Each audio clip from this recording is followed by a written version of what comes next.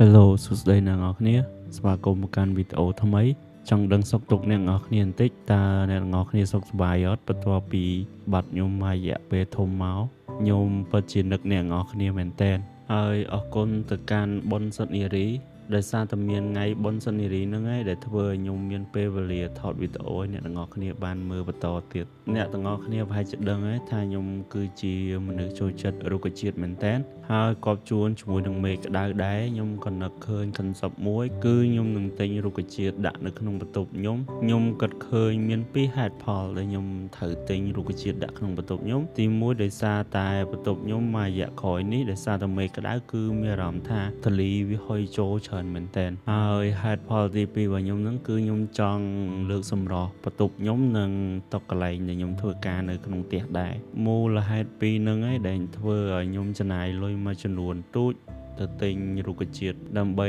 ដាំនៅក្នុងបន្ទប់គេងរបស់ខ្ញុំទិញនឹងច្រើនដែរទិញរបស់ខ្ញុំហងហើយម៉ាក់ខ្ញុំគាត់ក៏ទិញរបស់គាត់មួយចំនួនដែរហើយចំណែកខ្ញុំទិញបានដូចជាដើមដែលខ្ញុំកំពុងដាំនេះក៏ប៉ុតដើមហ្នឹងគឺមកថោរបស់វាហ្នឹងវារៀងធំដែរប៉ុន្តែខ្ញុំយកមកប្រវែកវាបាន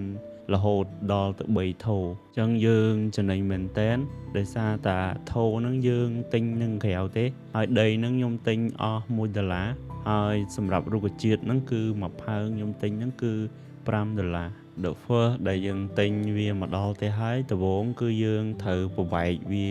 ជាផើងអញ្ចឹងយើងទិញផើងមកហើយយើងទិញដីមកយើងប្រវែកវាមកជាផើងថ្មដែលយើងត្រូវដាក់តាំងវិញ